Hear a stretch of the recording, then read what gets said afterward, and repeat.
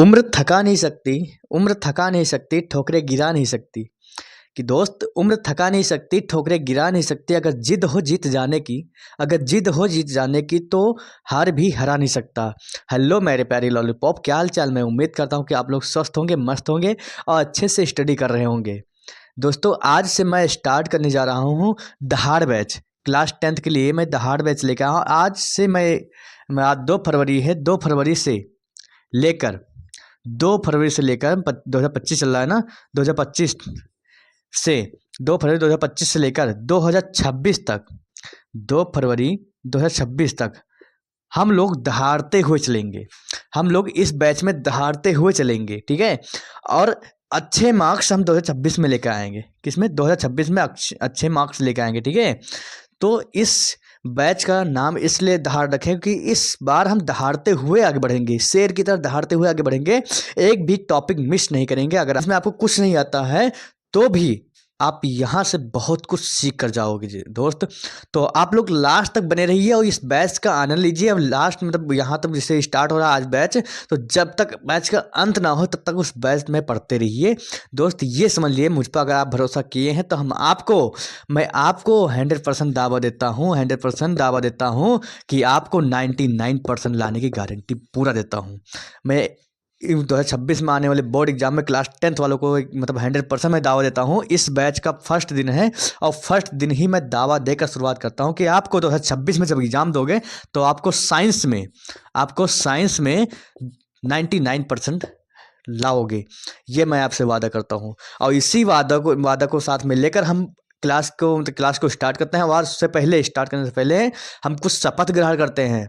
शपथ ग्रहण कर लो, हमारे साथ में हाथ उठाओ और बोलो कि हम इस क्लास में इस बैच को में पढ़ने के बाद पढ़ते समय हम किसी से ना तो कुछ बोलेंगे, ना किसी अट्रैक्शन लाइन में जाएंगे, ना किसी से फ्रेंडशिप करेंगे।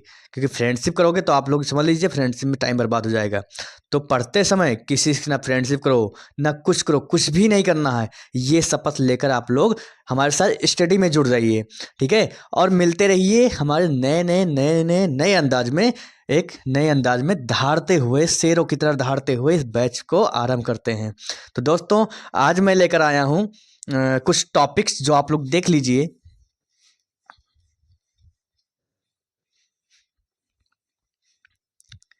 हाँ, ये लेक्चर नंबर फर्स्ट है जिसमें हम पढ़ेंगे क्लास 10th का विज्ञान। इसमें चैप्टर 1 है। चैप्टर 1 का नाम आप लोग जानते हैं, रासायनिक क्रियाएं एवं समीकरणें। तो आप लोग चैप्टर का नाम अगर लिखना चाहो तो यहाँ लिख सकते हो कि रासायनिक अपक्रियाएं, रासायनिक, क्योंकि आप लोग थंबनेल में तो देख चुके हो ना, रासायनिक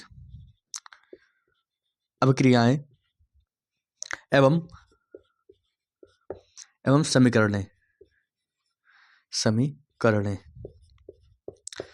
आज हम इनमें से 4 टॉपिक को पढ़ेंगे। इनमें से हम 4 टॉपिक को पढ़ेंगे, 4 टॉपिक को, जिसमें हमारा पहला टॉपिक है कि रासायनिक अपक्रिया क्या होता है। रासायनिक रासायनिक अपक्रिया अपक्रिया इसको इंग्लिश में बोलते हैं केमिकल रिएक्शन। क्या बोलते हैं? केमिकल रिएक्शन, ठीक है जी। अब देखो दूसरा पढ़ेंगे रासायनिक समीकरण, रासायनिक समीकरण।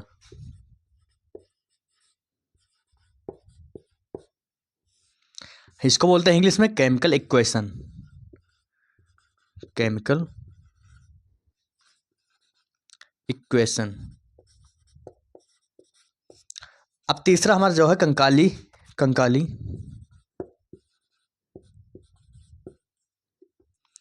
कंकाली, जिसको हम बोलते हैं असंतुलित भी कहते हैं। क्या कहते हैं? असंतुलित। क्या कहेंगे? असंतुलित कहते हैं, असंतुलित कहते हैं, संतुलित। रासायनिक समीकरण, रासायनिक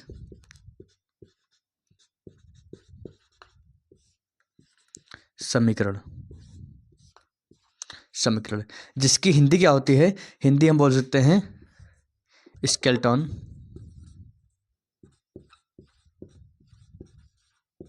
skeleton, chemical equation, chemical equation, ठीक है, ये होती है। और चौथा जो हमारा है, चौथा है संतुलित समीकरण, संतुलित रासायनिक समीकरण, रासायनिक समीकरण, समीकरण, इसको बोलते हैं क्या, संतुलित की बैलेंस्ड, बैलेंस्ड केमिकल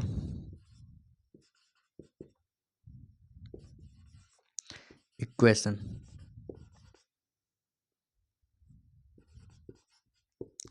आज हम इन्हीं टॉपिक्स के बारे में डिस्कस करेंगे, ठीक है। पहला जो टॉपिक है हमने बताया कि हम स्टार्ट करेंगे चैप्टर क्लास 10 का चैप्टर 1 विज्ञान, जिसका नाम क्या है, रासायनिक अभिक्रिया एवं समीकरणें। इसको हम पढ़ेंगे आज, जिसमें हम पढ़ने वाले हैं, इस टॉपिक में हम पढ़ने वाले हैं आज, हम कवर करेंगे किसको, रासायनिक अभिक्रिया को, कि रासायनिक अभिक्रिया क्या होता है, इसका मतलब क्या होता है, इसके बारे में बहुत ही अच्छे से इसके बारे में अध्ययन करेंगे दोस्त। फिर हम पढ़ेंगे केमिकल इक्वेशन यानी रासायनिक समीकरण, और तीसरा हमारा जो है कंकाली अथवा असंतुलित रासायनिक समीकरण, और चौथा जो हमारा है balanced chemical reaction, sorry equation. इसके चारों के बारे में बहुत ही अच्छे से अध्ययन करेंगे दोस्त। अगर आप विश्वास करके हमारे साथ पढ़ रहे हो तो ये समझ लीजिए विश्वास हम नहीं तोड़ेंगे, क्योंकि जो विश्वास होता है ना, बहुत ही धीरे धीरे धीरे बहुत ही मुश्किल से बनता है विश्वास। तो विश्वास को हम नहीं तोड़ेंगे, आप चिंता मत करिए। कि कहते हैं ना कि दोस्त, जिंदगी में सब कुछ तोड़ देना, तखत दरवाजा कुर्सी में जो कुछ भी मिले, तुम्हारी जो कुछ भी मिले वो सब तोड़ दें, लेकिन विश्वास कभी मत तोड़ना, क्योंकि ये जो विश्वास है ना, बहुत धीरे धीरे धीरे बहुत ही मुश्किल से पनपता है। तो अगर आप लोग मेरे साथ हम पर विश्वास किए हो तो हम विश्वास नहीं तोड़ेंगे, ठीक है। तो हम पढ़ते हैं।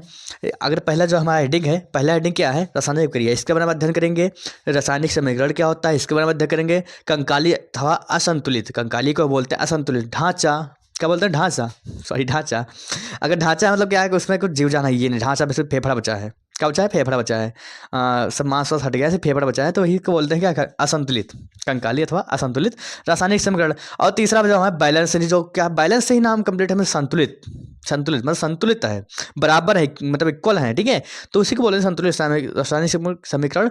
इसी के बारे में हम बहुत ही अच्छे से, बहुत ही बारीकी से अध्ययन करेंगे दोस्त। तो आप लोग लास्ट तक बने रहिए बस, और कुछ मत करिए, लास्ट तक बने रहिए और वीडियो को देखते रहिए।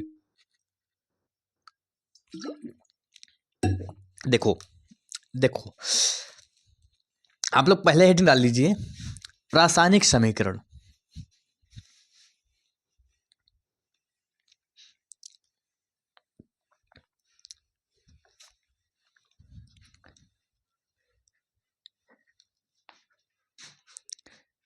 क्या हेडिंग डालना है, रासायनिक समीकरण।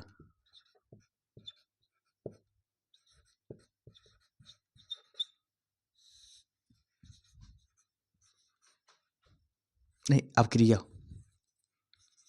रासायनिक अभिक्रिया, जिसकी इंग्लिश क्या होती है, केमिकल रिएक्शन।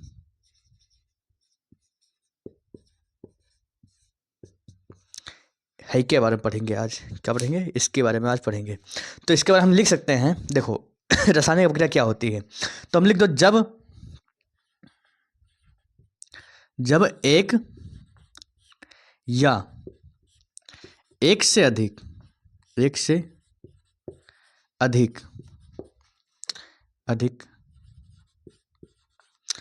है ना बच्चों, जब एक या एक से अधिक क्या करते हैं, एक या एक से अधिक पदार्थों के परमाणु, क्या लेते हैं, पदार्थों के परमाणु, तो लिख लो एक या एक से अधिक पदार्थों के परमाणु, पदार्थों के परमाणु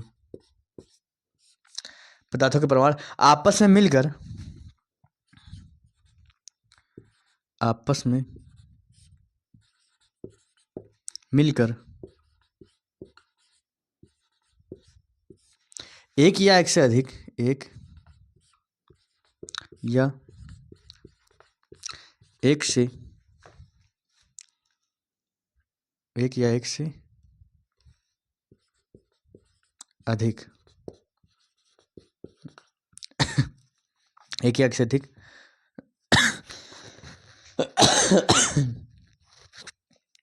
एक से अधिक पदार्थों का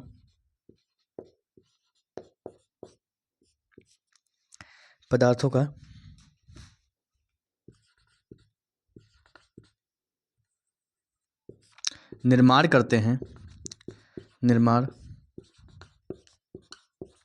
करते हैं तो उसे रासायनिक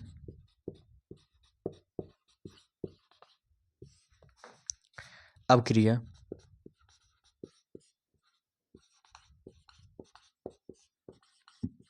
कहते हैं। क्या बोला मैंने? इसमें मैंने कहा कि जब एक या एक से अधिक पदार्थों के परमाणु आपस में मिलकर एक या एक से अधिक क्या करते हैं, पदार्थों का निर्माण करते हैं, तो उसे बोलते हैं रासायनिक अपक्रिया। फॉर एग्जांपल समझिए कोई मतलब माता पिता होते हैं, तो जब क्या, वो बात छोड़ो, यहाँ पर देख लीजिए, समझ गए ना? हाँ, इसमें तो तेज हो। कार्बन प्लस ऑक्सीजन, जब हम क्या करते हैं, कार्बन को ऑक्सीजन यानी वायु की उपस्थिति में, किसके, वायु की उपस्थिति में जलाते हैं यानी दहन करते हैं। कार्बन, भाई साहब, कार्बन, कलुआ, नाम मत भूलना, कलुआ। क्या बोला मैंने? कलुआ। कार्बन नहीं, हाँ, एक नाम याद आ गया ना, कार्बन को बोलते हैं कलुआ। इससे हमें क्या बोलता है, पता चलता है कार्बन तो होता है कार्बन उर्फ कलुआ। गांव में कोई मोटा होगा तो क्या बोलोगे? उसका नाम रहेगा क्या? उसका नाम कुछ भी, रीनू टीनू कुछ रहेगा, टीनू मान लो कि उसका टीनू नाम है। अब मोटा है तो उसका उर्फ नाम क्या हो जाएगा? मोटुआ। क्या बोलोगे? मोटुआ। तो मोटुआ नाम ना बोलकर, हाँ ठीक है, मोटुआ एक उसका सफिक्स नाम हो जाता है। तो यहाँ पर हम बोलेंगे कलुआ, यानी उसके भौतिक गुण को दर्शाता है। मोटा है, पतला है, उसके भौतिक गुणों का दर्शाता है ना? तो यहाँ पर भी इस कार्बन का जो है वो भौतिक गुण को दर्शा रहा है, जो हम नाम दिए हैं कलुआ। तो हम कार्बन का कलुआ बोलेंगे तो आप लोग समझ लीजिएगा कि कलुआ की बात हो रही है, कलुआ यानी कार्बनवा की बात हो रही है, कार्बनवा की। ठीक है, देखो ध्यान से, हमने बोला कि जब एक या फिर एक से अधिक पदार्थों के प्रमाण, क्या बोला मैंने, साथ में याद कर लो। जब एक या एक से अधिक पदार्थों के परमाणु आपस में क्या करते हैं, रिएक्ट करते हैं, मिक्स करते हैं, घोलते हैं, फिर जलते हैं, दहन करते हैं, कुछ भी करते हैं, तो उसके बाद जो फलस्वरूप उसके बाद जो उत्पाद प्राप्त होता है, नहीं, जो प्रोडक्ट बनता है, जो उत्पाद प्राप्त होता है, उसे बोलते हैं इतना था, जब बनता है जो बनता ही होगा, लेकिन इस प्रक्रिया जो प्रक्रिया होती है उसे बोलते हैं रासायनिक अपक्रिया बोलते हैं। क्या बोलते हैं? रासायनिक अपक्रिया। साथ में याद कर लीजिए, जब एक या एक से अधिक पदार्थों के परमाणु आपस में, ध्यान दो, आपस में मिलकर, मैंने बोला ना, मिलकर एक या एक से अधिक पदार्थों के परमाणु का निर्माण करते हैं, तो उसे बोलते हैं, क्या बोलते हैं? तो उस प्रक्रिया को बोलते हैं, तो उसे नहीं, तो उस प्रक्रिया को लिख दो, अच्छा रहेगा। तो उस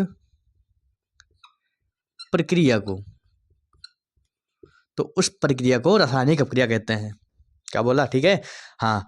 अब देख लीजिए यहाँ पर, जब हम क्या करते हैं, कार्बन को ऑक्सीजन के उपस्थिति में यानी वायु के उपस्थिति में जलाते हैं, दहन करते हैं, भूनते हैं, बहुत क्या बोलते हैं, ठीक है, तो हमें प्राप्त होता है कार्बन डाइऑक्साइड गैस के रूप में, बबुआ।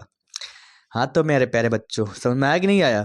हमने बोला जब हम कार्बन को ऑक्सीजन के उपस्थिति में दहन करते हैं, क्या करते हैं? दहन करते हैं, हाँ लिख लो, दहन करते हैं, तो हमें कार्बन डाइऑक्साइड प्राप्त होता है। क्या प्राप्त होता है? कार्बन डाइऑक्साइड, नाम मत भूलना, जो हम लोग छोड़ते हैं उसी को प्राप्त करते हैं जब कार्बन को जलाते हैं ऑक्सीजन की उपस्थिति में। अब कार्बन आपने देखा है कि कि नहीं देखा? गाड़ी तो होगी आपके यहाँ, मोटरसाइकिल ना, तो मोटरसाइकिल जो साइलेंसर होता है उसमें उंगली डालना, चलते हुए गाड़ी में मत डालना। जब गाड़ी खड़ी रहेगी उसके बाद डालना उंगली, फिर उसको पोंछना, फिर जो निकलेगा ब्लैक कलर का वही है हमारा कार्बन। क्या है? कार्बन। तो आज हमने क्या देखा? आज हमने कार्बन को देखा। ठीक है, चलो। हाँ, हमने क्या बताया? रासायनिक अपक्रिया क्या होती है। पहला टॉपिक था क्या था? पहला टॉपिक था, पहले टॉपिक में था रासायनिक अपक्रिया क्या होती है। रासायनिक अपक्रिया यानी कि जब एक या एक से अधिक, क्या बोला? जब एक या एक से अधिक पदार्थों के परमाणु आपस में मिलकर एक या एक से अधिक पदार्थों के निर्माण करते हैं तो उस प्रक्रिया को हम बोलते हैं, कमेंट में बताओ, कमेंट में बताओ। ठीक है, क्या बोलते हैं? अब देखिए यहाँ पर कार्बन, कार्बन को हम जब दहन करते हैं, कार्बन का दहन करते हैं वो भी ऑक्सीजन की उपस्थिति में, तो हमें प्राप्त होता है क्या प्राप्त होता है? Carbon dioxide. अब देखो यहाँ पर हम नाम भी लिखते हैं, किससे बोलते हैं? कार्बन। कलुआ तो हम अपना दोस्तों में नाम रख, मतलब हम लोग आपस में बात करने के लिए हम कलुआ बोले हैं ना, तो यहाँ लिखना पड़ेगा कार्बन ही लिखेंगे। ठीक है, जो कि यहाँ पर ऑक्सीजन है, ऑक्सीजन, ऑक्सीजन। ठीक है ना, जो कि क्या है? एक वायु है। वायु यानी कि हवा, पवन देव नहीं, हवा। अब देखो देखो जो उत्पाद होता है, जो एरो होता है, एरो के जो बाएं तरफ, क्या बोले मैंने? एरो के बाएं तरफ, किसके तरफ? एरो के बाएं तरफ जो चीज़ होता है उसे बोलते हैं अवकारक। क्या बोलते हैं ना बाबू? इसे बोलते हैं अवकारक। अभिकारक।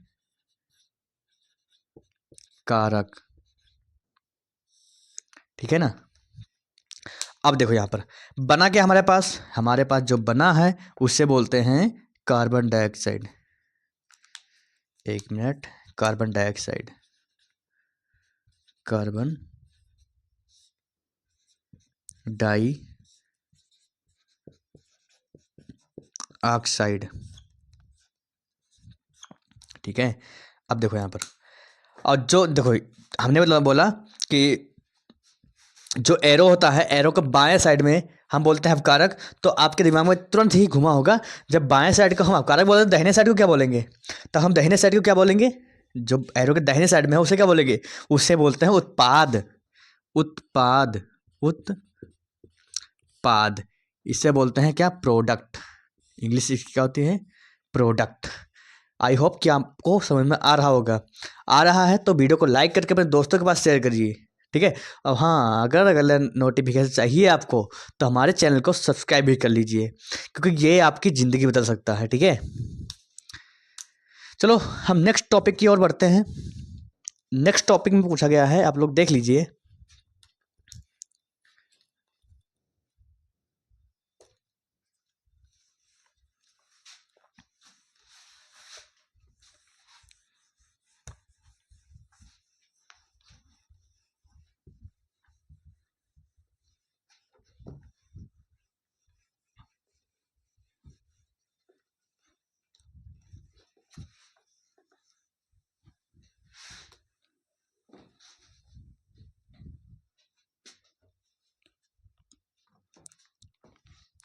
हाँ, तो देखिए, जो हमारा अगला टॉपिक क्या है? रासायनिक समीकरण। ठीक है, रासायनिक समीकरण। तो लिख लीजिए, अगला टॉपिक दूसरा है रासायनिक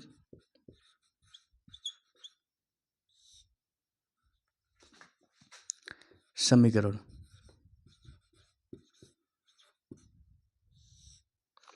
इंग्लिश बोले तो केमिकल इक्वेशन।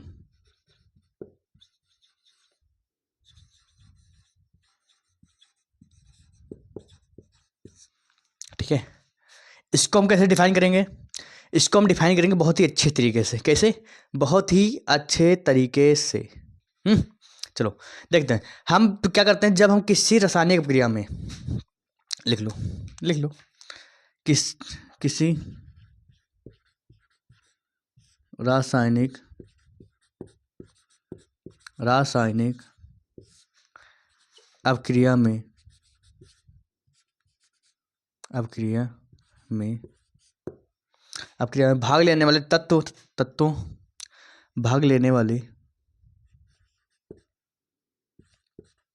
भाग लेने वाले तत्वों तथा बनने वाले तथा तथा उनसे बनने वाले तथा उनसे बनने वाले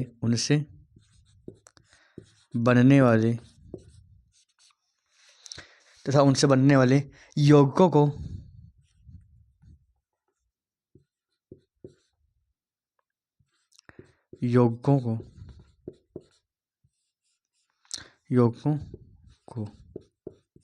उनके सूत्रों अथवा संकेतों द्वारा प्रदर्शित करना सूत्रों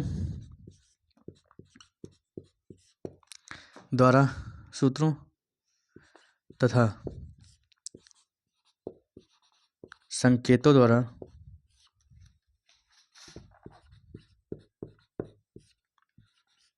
प्रदर्शित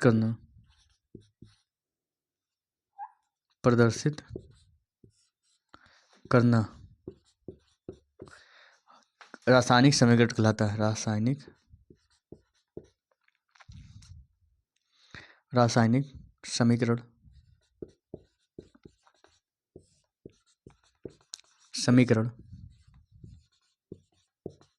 कहलाता है। ठीक है ना।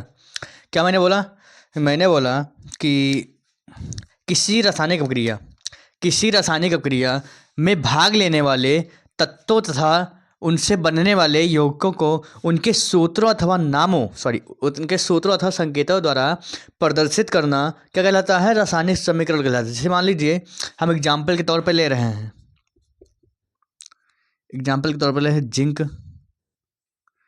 जिंक नहीं बबुआ, जिंक और प्लस में H2SO4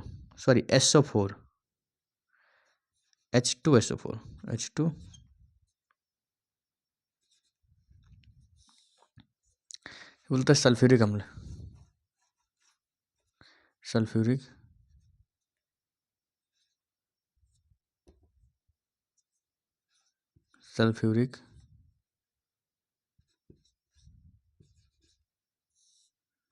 अम्ल। ठीक है। और फिर रिएक्शन करता है क्या? तब बनता है जिंक सल्फेट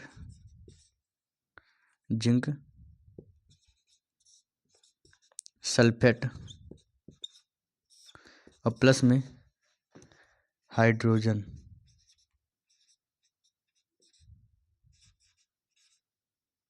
ये हुआ इसका एग्जाम्पल। नहीं एग्जाम्पल इसका नहीं है, ये क्या है, एक्सेप्शन है। नहीं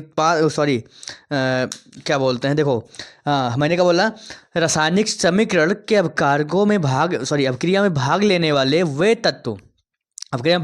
तत्वों तथा उनसे बनने वाले यौगिकों को उनके सूत्रों अथवा संकेतों द्वारा प्रदर्शित करना या फिर लिखना क्या कहलाता है? रासायनिक समीकरण कहलाता है। देखो ध्यान से, कहीं उसका सूत्र लिखा है? जिंक का सूत्र लिखा है? नहीं ना, लिखा है? नहीं। क्या लिखा है? जिंक लिखा है, उसका सूत्र या संकेत नहीं लिखा है। सल्फ्यूरिक अम्ल का सूत्र है? नहीं है। क्या है? नहीं है। जिंक सल्फेट का और फिर हाइड्रोजन का सूत्र लिखा है? नहीं लिखा है। तो ये कैसे हो गया रासायनिक समीकरण? नहीं हुआ ना। तो देखिए, इसको सूत्रों द्वारा लिखते हैं, तो यहाँ पे लिखेंगे Zn। क्या लिख देंगे? Zn प्लस में H2SO4। सल्फ्यूरिक अम्ल का सूत्र क्या होता है? H2SO4। सल्फ्यूरिक अम्ल का सूत्र क्या होता है? H2SO4। फिर बनेगा हमारा क्या, ये जाएगा, इसको ढिसुम करेगा, तो बन जाएगा ZnSO4 बनाएगा, और प्लस में बन जाएगा हमारा, यही बचेगा हाइड्रोजन। क्या बचेगा? हाइड्रोजन बचेगा। अब देखो एग्जाम्पल, इसको समझाने के लिए बोले हैं, ये एग्जाम्पल नहीं है। ठीक है। एग्जाम्पल जो इसका एग्जाम्पल है वो ये है, ये टोटल क्या है, ये टोटल है इसका एग्जाम्पल। तो आप लोग इससे एग्जाम्पल में नोट करिए। ठीक है। हमने बोला किसी रासायनिक प्रक्रिया में भाग लेने वाले, रासायनिक प्रक्रिया में ये सारे भाग ले रहे हैं, ये दोनों भाग ले रहे हैं, तो क्या होता है, उनके तत्वों अथवा उनसे बनने वाले अथवा इनके तत्वों से क्या हो रहा है, बनने वाले जो इस रासायनिक प्रक्रिया में भाग ले रहे हैं, तो आपस में मिक्स होंगे, कुछ भी हो जाएंगे, रिएक्शन हो रहा है। तो होने के बाद जो चीज़ बाद में प्राप्त होती है उससे बोलते हैं बनने वाले यौगिक, जो कंपाउंड बनता है उनको सूत्रों अथवा संकेतों द्वारा प्रदर्शित करना रासायनिक समीकरण कहलाता है। क्या इतनी बात समझ में आई लल्लुआ? ओके। चलो बढ़ते हैं नेक्स्ट की टॉपिक की ओर, जो कि बहुत ही अच्छा है। हमने बताया था अभी कंकाली। कंकाली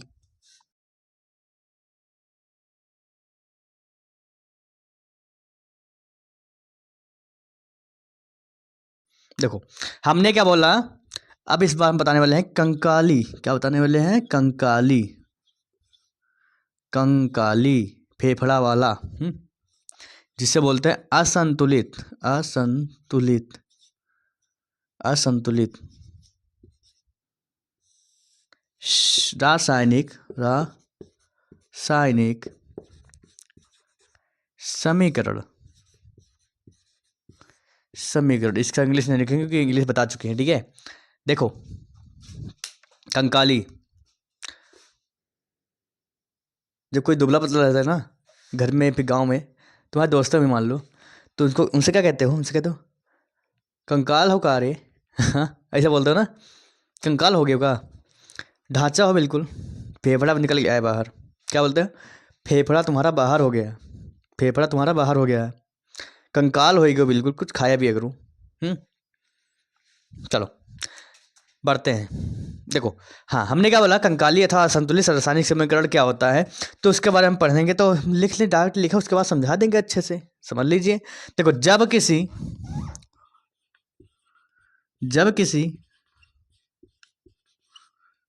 किसी क्या करते हैं, रासायनिक समीकरण। लास्ट में एक ऑफर है बहुत मस्त, क्योंकि स्टार्टिंग बैच है, स्टार्टिंग बैच के लिए हम ऑफर लेकर आए हैं, बिल्कुल फ्री है आप लोगों के लिए। जब किसी रासायनिक समीकरण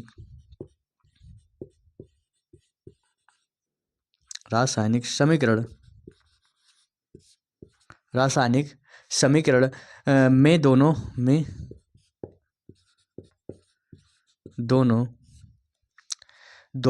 परमाणुओं की संख्या, दोनों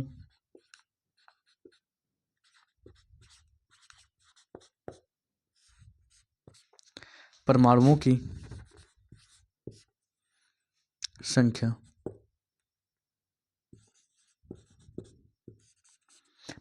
संख्या असंतुलित हो, यानी बराबर ना हो,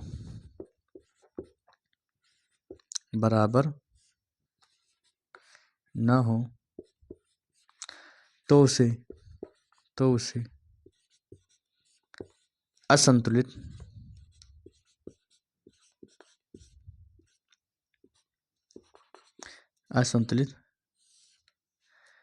रासायनिक समीकरण कहते हैं। रासायनिक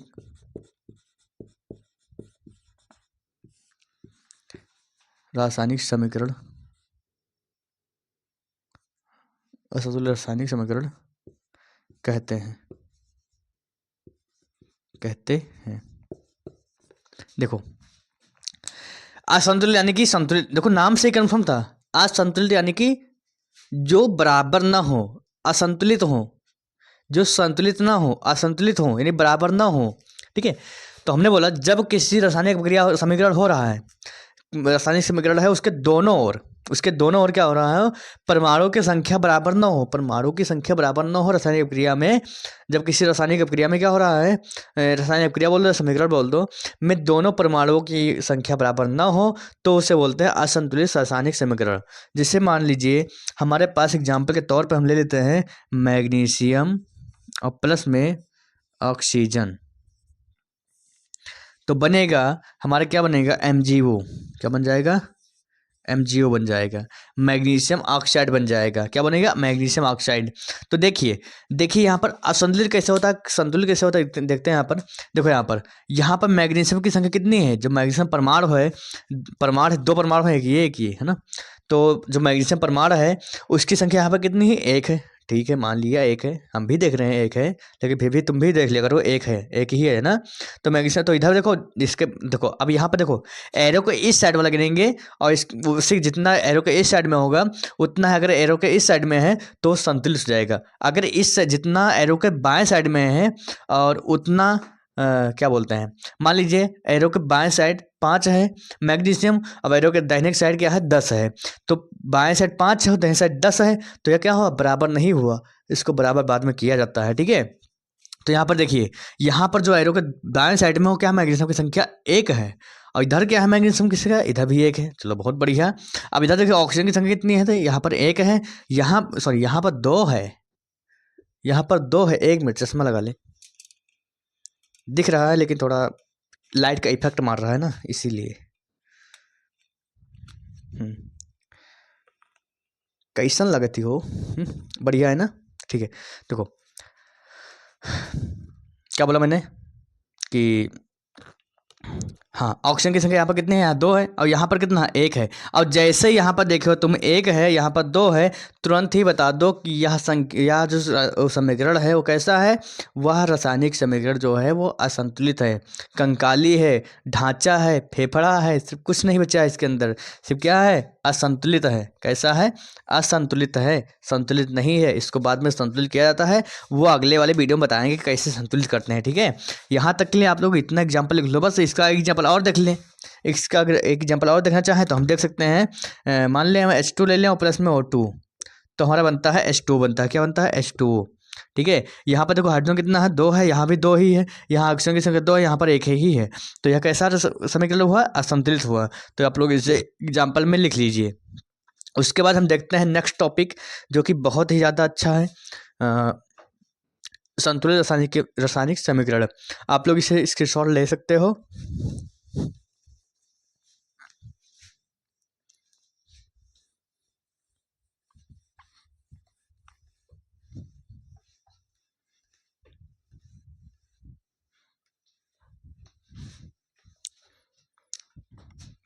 तो इसमें क्या लिखेंगे हम? जब, एक मिनट, अरे अरे अरे अरे अरे,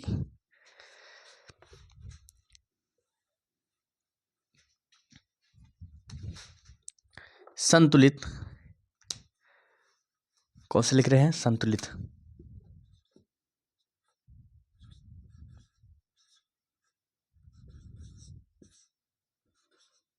संतुलित रासायनिक समीकरण, तो थोड़ा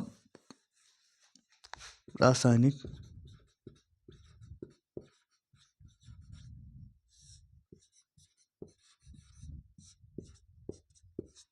समीकरण, इसको हम देखेंगे। अब इसको डिफाइन करेंगे। क्या करेंगे? इसको डिफाइन करेंगे, परिभाषित करेंगे। देखो कैसे करेंगे। जब किसी रासायनिक समीकरण, जब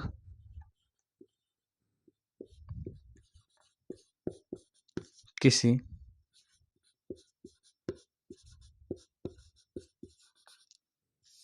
रासायनिक समीकरण के दोनों परमाणुओं की संख्या, दोनों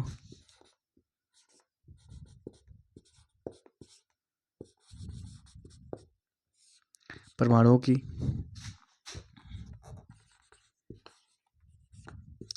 संख्या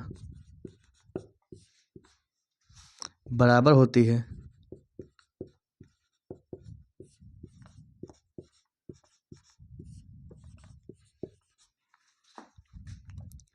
तो उसे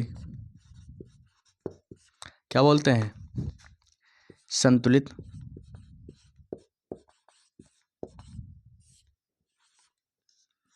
रासायनिक समीकरण कहते हैं। समीकरण कहते हैं। ठीक है, अगर इसकी एग्जाम्पल की बात करें तो Zn प्लस में H2SO4, एरो में बनेगा ZnSO4 और प्लस में H2। देखो ध्यान से, हमने इसमें क्या बोला? हमने इसमें बोला कि जब किसी रासायनिक समीकरण के दोनों परमाणुओं की संख्या क्या हो, बराबर होती है। दोनों परमाणु की संख्या क्या होती है? बराबर होती है। तो उसे बोलते हैं रासायनिक समीकरण, संतुलित रासायनिक समीकरण। जैसे मान लो कि यहाँ Zn यहाँ पर क्या है, जिंक यहाँ पर कितना है, यहाँ पर जिंक कितना है, जिंक की संख्या कितनी है, जिंक जो परमाणु है उसकी संख्या कितनी है? 1 ही है। ठीक है, और यहाँ पर इस साइड में देखो जिंक के परमाणु कितना है? 1 ही है। यहाँ पर हाइड्रोजन की संख्या 2, यहाँ भी क्या है? 2 ही है। सल्फर कितना है? यहाँ पर 1, यहाँ भी 1 ही है। ऑक्सीजन की संख्या यहाँ पर 4 है, यहाँ भी 4 है। तो क्या हुआ? बराबर है ही नहीं है। मतलब इधर वाला भी बराबर है, इधर वाला भी बराबर है, इधर वाला इससे इसके बराबर है, या फिर इधर वाला इसके बराबर है, जैसे तुम कह पाओ। तो यह क्या हुआ, एक संतुलित रासायनिक समीकरण हुआ। तो हम बोल सकते हैं कि इसके मतलब क्या होता है, संतुलित रासायनिक समीकरण क्या होता है। तो हम बोल सकते हैं कि जब दोनों परमाणुओं की जब किसी रासायनिक समीकरण में दोनों परमाणुओं की संख्या, यानी जब किसी रासायनिक अपक्रिया में दोनों परमाणुओं की संख्या क्या हो, बराबर होती है, तो उसे बोलते हैं क्या, कमेंट में बताओ। ठीक है, अब देखते हैं थोड़ा थोड़ा एक्स्ट्रा ज्ञान ले लेते हैं, एक्स्ट्रा ज्ञान, उसके बाद क्लास को बंद करते हैं। आप लोग स्क्रीनशॉट लेकर कंप्लीट करिए नोट। हाँ, एक सूचना और है, लेकिन लास्ट में बताएंगे, बहुत अच्छी सूचना है।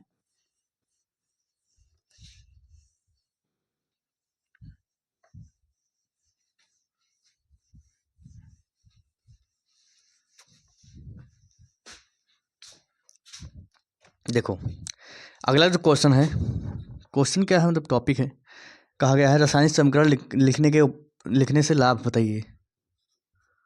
रासायनिक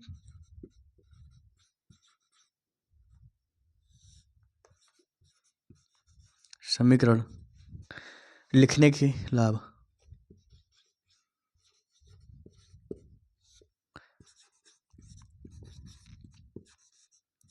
के लाभ, तो देखिए, हम पहले लाभ चारों लाभ लिख दें, उसके बाद बता दें, समझा दें अच्छे से। तो पहला लाभ तो हमारा किसी रासायनिक क्रिया को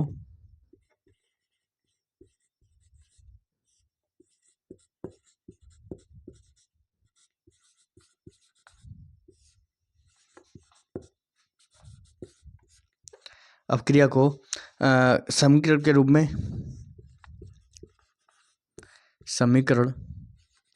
में के रूप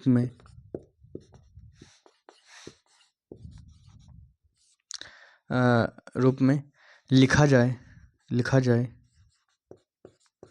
तो आसान हो जाता है, लिखा जाए तो वह आसान हो जाता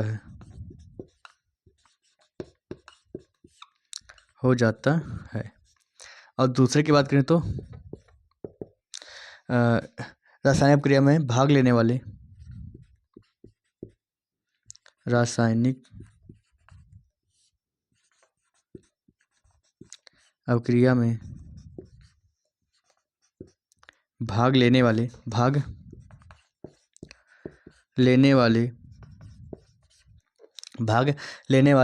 पदार्थों तथा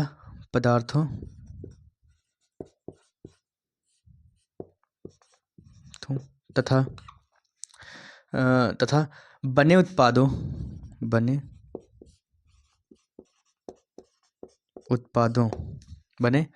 उत्पादों का ज्ञान हो जाता है।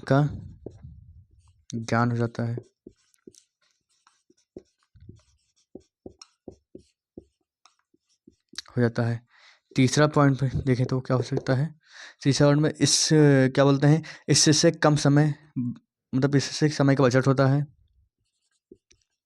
इससे समय का बचत होता है।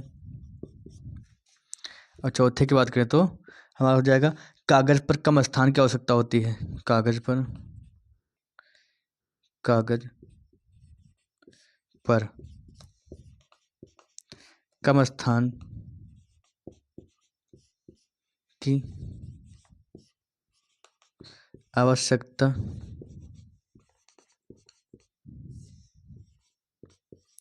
होती है। देखिए भाई साहब, अब यहाँ पर हम समझा रहे हैं आपको,